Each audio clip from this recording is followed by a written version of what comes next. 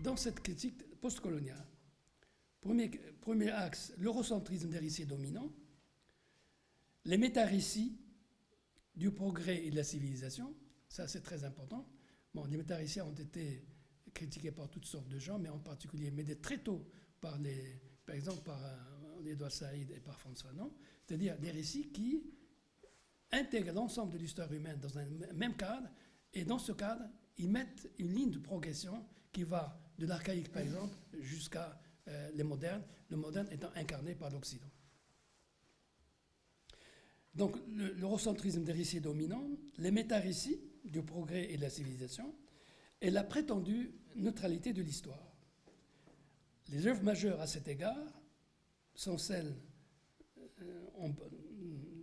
qu'on peut citer comme celle de Les damnés de la terre de Frantz Fanon, écrit en 1961, L'orientalisme d'Édouard Saïd, publié en 1978, et un livre qui n'est pas peut-être très connu, mais qui est également très intéressant, Can the Subaltern Speak?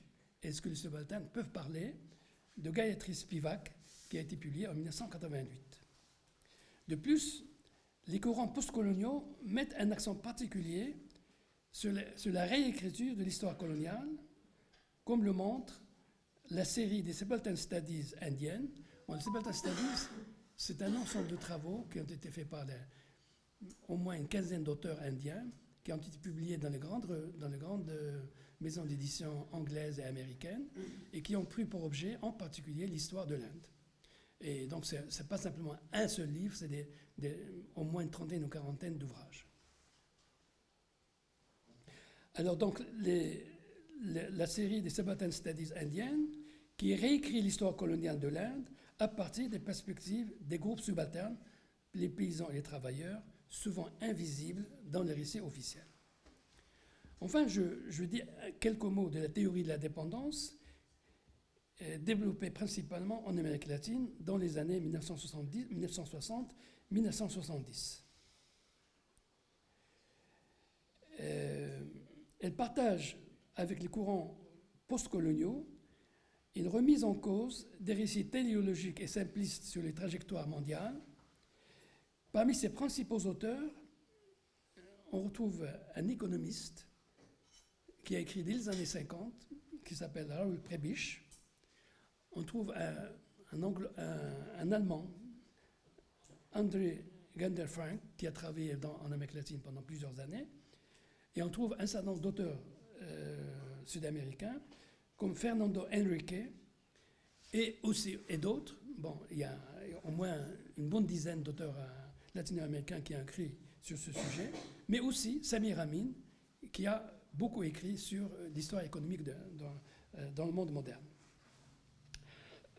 Alors, cette théorie de la dépendance se concentre sur le rapport d'exploitation entre le centre, l'Occident, et la périphérie, les pays en développement.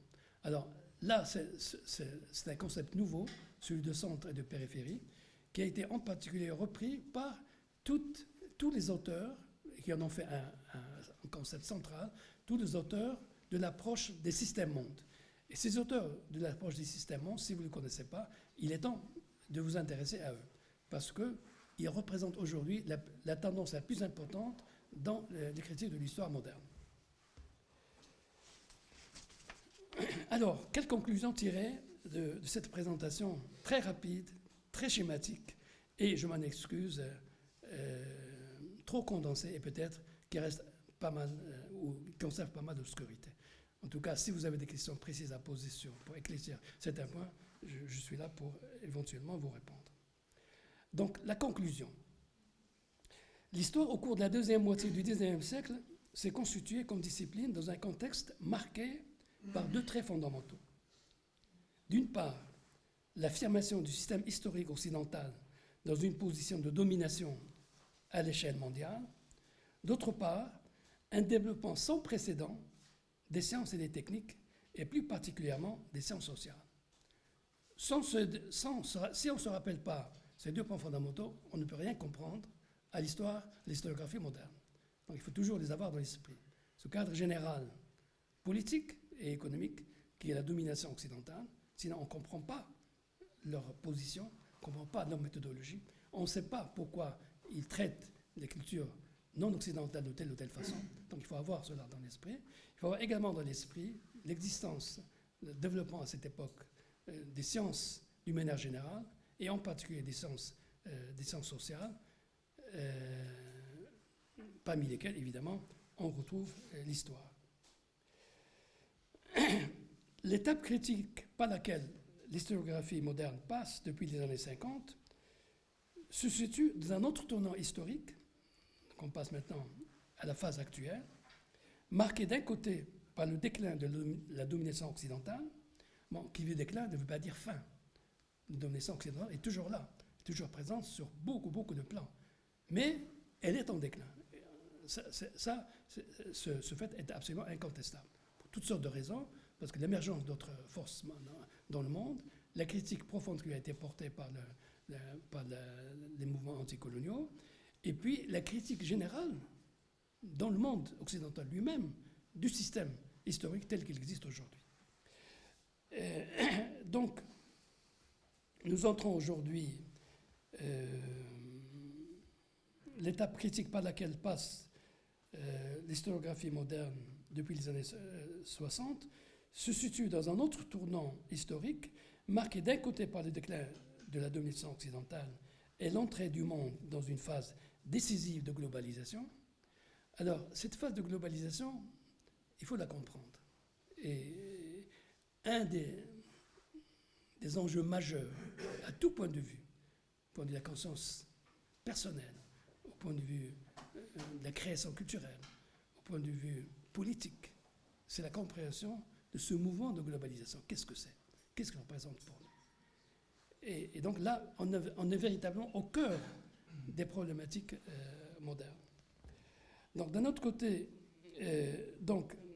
l'entrée du monde dans une phase décisive de globalisation, et d'un autre côté, ça aussi c'est vraiment très important, par une nouvelle révolution scientifique et technique, que vous connaissez, la révolution scientifique et technique, en particulier ça, mais aussi les big data, mais aussi ce qu'on appelle le text mining. Vous savez ce que c'est le text mining? C'est extrêmement important. Text mining, c'est le corpus de texte. On ne travaille pas simplement sur des données, mais on peut travailler sur des corpus de texte.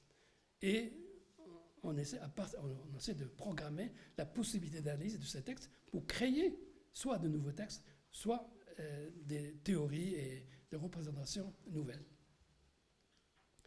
Donc, ce deuxième phénomène qui est donc la nouvelle révolution scientifique et technique, et la mise en cause, et ça aussi ça fait partie de la situation actuelle, la mise en cause radicale des sciences humaines et sociales dans leur forme héritée du XIXe siècle, telle que je viens de la présenter. Ainsi donc, la crise actuelle de l'histoire, on peut dire qu'elle se résume autour de deux grandes questions. Première question, une fois qu'on a rejeté la concentration de l'histoire sur le cadre national, une fois qu'on a rejeté la division spatiale entre l'Occident et le reste, on est en train de la rejeter, mais elle est toujours là, cette division d'Occident et le reste. On le voit tous les jours. Mais une fois qu'on les a rejetés, au moins en esprit, une fois qu'on a rejeté les découpages temporels eurocentrés, comme ceux de la distinction entre préhistoire et histoire, entre Antiquité, Moyen-Âge et temps moderne, c'est très intéressant tout ça, la préhistoire, la division entre préhistoire et histoire. La division entre préhistoire et histoire, entre autres, pose la question, comment considérer ce qu'on appelle, entre guillemets, des sociétés primitives? Pourquoi il y a très peu de recherches sur les sociétés avant ce qu'on appelle la société des grandes civilisations. Mais non seulement il y a eu une histoire de pratiquement 290 000 ans, en fait, depuis l'Homo sapiens, une histoire dans laquelle des choses sont passées et qu'on traite simplement d'un point de vue archéologique, alors qu'il faut pouvoir également la traiter autrement. Et non seulement cette histoire a existé avant ce qu'on appelle la révolution néolithique et donc l'apparition des civilisations, mais elle a continué à exister tout au long du développement de la période post-néolithique. Et généralement, l'histoire telle qu'elle est présentée aujourd'hui ne fait pratiquement pas mention de ces sociétés-là. Est-ce qu'elles ont existé? Comment elles ont existé? Comment elles étaient situées par rapport aux autres? On les traite simplement avec un mot générique, général, barbare, société barbare. Mais derrière ce mot de barbare, il y a tout un monde qui reste encore aujourd'hui, pour les historiens d'aujourd'hui, à revoir et à redéfinir. Donc, après le rejet de la concentration sur le cadre national, de la division spatiale entre l'Occident et le reste, des découpages temporels eurocentrés, quel est aujourd'hui le cadre spatio-temporel le plus approprié pour le récit de l'histoire dans le nouveau contexte de la globalisation? C'est l'histoire. Si vous êtes des historiens, c'est le problème qui se pose à nous aujourd'hui, tous en tant qu'historiens. Quel cadre? Le cadre national, c'est plus possible. Si on sort du cadre national, quel est le cadre qu'on va prendre? C'est une question théorique et pratique. Et jusqu'à aujourd'hui, la réponse n'est pas claire. Il n'y a pas de réponse encore suffisamment bonne et suffisamment satisfaisante. Mais le problème est là, et on ne peut pas l'ignorer. Donc ça, première question. Deuxième question, une fois qu'on a rejeté les conceptions déterministes, linéaires et téléologiques, comme par exemple une histoire qui se continue de manière indéfinie, sans rupture et sans discontinuité, comme l'a présenté l'historiographie occidentale tout au long du XIXe siècle, jusqu'à une très grande partie du XXe, si on rejette ça, quel type d'histoire on va imaginer? Comment il va imaginer le déroulement de l'évolution des sociétés humaines depuis 300 000 ans? Comment on va l'imaginer? Ça, c'est un des problèmes fondamentaux. Donc, une fois qu'on a rejeté ces conceptions déterministes et linéaires et téléologiques, une fois qu'on a rejeté l'eurocentrisme, et ça c'est très important, aujourd'hui, évidemment, on est dans cette phase de rejet et de critique de l'eurocentrisme. Mais une fois qu'on a rejeté tout ça, quel est le cadre approprié, quel est le cadre conceptuel approprié pour une écriture de l'histoire qui cherche véritablement à se rapprocher le plus possible d'un idéal d'objectivité et de vérité en tenant compte d'un état du monde en cours, mais en cours de globalisation, dans des conditions qui restent obscures, et en tenant compte également du grand chamboulement qu'annonce la révolution numérique dans la conception, l'organisation et la disponibilité de l'archive et des données socio-historiques. Nous sommes aujourd'hui dans un cadre complètement nouveau. Les données ne sont plus présentées de la même façon. L'accès aux archives n'est plus présenté de la même façon. Rien que, par exemple, la technique de text mining, par exemple, va jouer un rôle extraordinairement nouveau et important sur les archives. Comment on va exploiter les archives. Donc tout ça, ça nous met dans des situations complètement nouvelles. Donc la question est donc comment aujourd'hui résoudre ces deux problèmes. Alors donc ce sont des questions cruciales qui ouvrent de nouveaux horizons de recherche et qui sont encore largement inexplorés, mais qu'aucun de nous aujourd'hui ne peut évidemment ignorer. C'est en gardant un petit peu à l'esprit ces deux questions que je vais maintenant aborder très brièvement le cas exceptionnel d'Ibn Khaldoun. Est-ce que j'ai le temps? Est-ce que je n'ai pas trop... Largement dépassé, mais... Je peux continuer? 5 minutes. Oui. Alors, donc je vais me contenter de lire cette dernière partie. Je peux? En quoi Ibn Khaldoun peut-il être concerné par cette problématique? Il faut d'abord souligner que l'auteur du livre des exemples apparaît à bien des égards comme une figure exceptionnelle, d'abord par le fait que c'est un homme à la fois de son temps et hors de son temps, et que nous, aujourd'hui, nous le voyons à la fois comme appartenant pleinement à notre modernité, nous l'utilisons comme un auteur moderne, et également appartenant à un ailleurs indéfinissable. si nous, c'est-à-dire, nous avons du mal à caractériser où le mettre, parce que nous l'utilisons aujourd'hui comme un auteur présent, mais en même temps, cela nous met dans une position embarrassante pour savoir où le mettre. Parce qu'il n'est pas, s'il est présent, il n'est pas dans sa propre culture, dans son propre temps. Mais alors, où est-ce qu'il est? Quelle est cette place dans laquelle il peut se trouver? Donc, Ibn Khaldoun est bien un homme de 100 ans par sa culture générale et son implication sociale et politique. Il y a aussi par une partie importante de sa grande œuvre, la partie où il fait la narration de l'histoire politique des pays musulmans et du reste du monde. Mais son projet d'écrire une histoire scientifique, son projet d'écrire une science de l'histoire, n'a été ni bien accueilli, ni bien compris par son milieu et sa culture, et ce, jusqu'au seuil de l'époque moderne. Et cela, d'une certaine façon, le place hors du temps. En effet, le projet d'Ibn Khaldoun échappe au cadre institutionnel du Tahrir. Quand on regarde Ibn Khaldoun le dit lui-même, il n'est pas dans le Tahrir. Il est sur un certain plan, mais il n'est pas sur un autre plan. Il le dit lui-même. Il le dit parce qu'il dit que son projet ne se situe pas dans la tradition intellectuelle bien établie, parce que lui, il dit qu'il invente une nouvelle science. Et ce que nous pouvons constater maintenant historiquement, c'est que ni en son temps, ni après lui, il n'a eu de continuateur.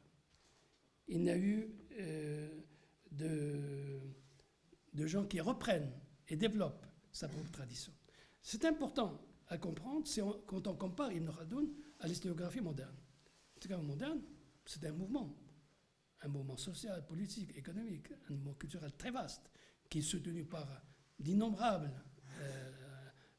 chercheurs. Ibn Khaldoun est solitaire, il est tout seul.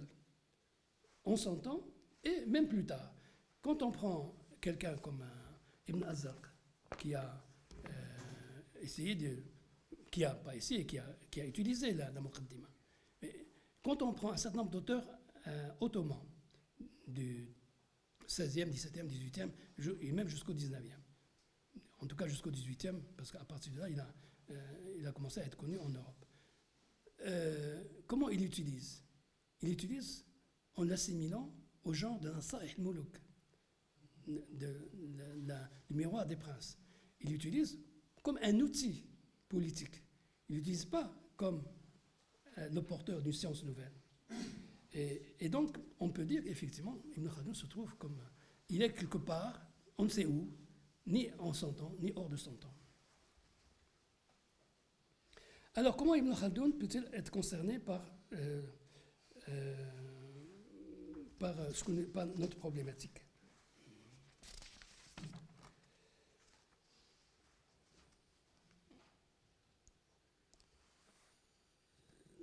À l'époque moderne, on peut dire que Ibn Khaldoun a été utilisé d'une manière abusive, d'abord en le qualifiant de précurseur alors que ça n'a aucun sens. Il ne peut pas être un précurseur de quelque chose qui s'est passé en dehors de lui, dans un tout autre cadre.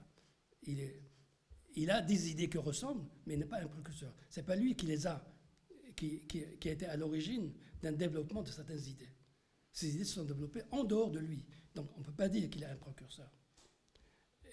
Mais, par ailleurs, on voit des gens comme Genner, on voit des gens comme même Toynbee, on voit des gens comme Wallerstein, on voit des gens actuellement comme Christopher Chesden et Peter Turchin, qui sont deux grands auteurs d'histoire moderne américains. Ils utilisent ces concepts. En particulier, pas seulement le concept de Asabia, mais surtout ils utilisent le concept de développement cyclique. Ça, c'est un des aspects importants de son travail. Mais ils n'ont pas une vision complète de son œuvre. Ils prennent des idées, ça et là, ils l'utilisent comme ça leur convient, mais sans que cela entre dans un cadre plus large. Alors, le travail que je fais, c'est justement de rétablir Ibn Khaldoun dans ce cadre plus large. Et de voir qu'est-ce que ce cadre plus large peut nous apporter. Quelle est la signification qu'il peut avoir pour nous aujourd'hui. Alors, je ne veux pas, malheureusement, évidemment, je n'ai pas le temps de parler de tout ça, mais je vais très rapidement expliquer qu'est-ce qu'on peut déduire de l'expérience d'Ibn Khaldoun. Deux choses, et les deux choses sont importantes. Une science universelle de l'histoire est faisable. Et il en a fait la démonstration. Une histoire universelle de l'histoire est faisable. Mais elle est faisable à certaines conditions. Elle n'est pas faisable dans l'absolu. Elle est faisable à certaines conditions. Ces conditions sont celles qu'a vécues Ibn Khaldoun. Et ces conditions peuvent difficilement être remplies. C'est-à-dire être hors de son temps. Ne pas être impliqué dans la vie politique, sociale, culturelle, idéologique de son temps. Alors, Ibn Khaldoun a cette position d'une manière partielle, pas complète. Parce qu'il est bien sûr influencé par son époque, il prend position sur un certain nombre de choses de son époque, mais en même temps, et c'était très mystérieux, en même temps, il arrive à avoir des positions qui ne sont pas influencées par son époque. Donc, ce que nous pouvons donc déduire de l'expérience d'Ibn Khaldoun, c'est qu'une histoire universelle est possible, une histoire universelle scientifique est possible, mais à certaines conditions. Cette condition qui est justement de transcender son temps, avoir au moins la tendance pour transcender son temps, ne pas être dans son temps. La deuxième chose, c'est que il est possible aussi d'écrire une histoire globale de l'humanité. C'est possible. Mais également à certaines conditions. Et là, ces conditions sont extrêmement importantes. Premièrement, définir le cadre spatio-temporel ou les cadres spatio-temporels dans lesquels une histoire est possible. Ces cadres spatio-temporels, ça peut être des cadres locaux, ceux d'une civilisation qui a existé dans un certain espace, qui a vécu pendant un certain temps, et également un cadre global. Comment ces civilisations qui ont existé à un moment donné dans un cadre spatio-temporel déterminé, comment elles étaient liées au reste du monde. C'est-à-dire définir ces deux cadres, cadre spatio-temporel et local et global. Deuxième condition, c'est qu'il y a la possibilité de définir un cadre conceptuel valable pour l'écriture de l'histoire de toute société. Est-ce qu'il existe, et est-ce qu'il peut exister, un cadre conceptuel pour écrire l'histoire, non pas seulement de telle ou telle société, à telle ou telle époque, mais de toutes les sociétés humaines? Est-ce qu'on peut concevoir quelque chose de ce genre? Si on peut répondre à ces questions positivement, et je pense jusqu'à un certain point, on peut y répondre, à ce moment-là, on peut effectivement à la fois écrire une histoire universelle, scientifique, toujours entre guillemets, parce que ce n'est jamais complètement scientifique, et de l'autre côté, on peut écrire une histoire globale de l'humanité, à la fois dans sa globalité, dans ce qu'elle a de commun, et dans ce qu'elle a de particulier et de singulier. Parce que l'humanité n'a pas toujours été vécue dans un cadre commun. Elle a plutôt vécu pendant le temps le plus important dans un cadre fragmenté. L'humanité n'a pas vécu dans un cadre commun dans lequel aurait pu se constituer une conscience commune, des préoccupations communes, un horizon culturel commun. Ça n'a pas pu se faire. C'est simplement comme ça. Et donc, il faut tenir compte de ça quand on veut écrire une histoire aussi bien au niveau local qu'au niveau global. Je vous remercie.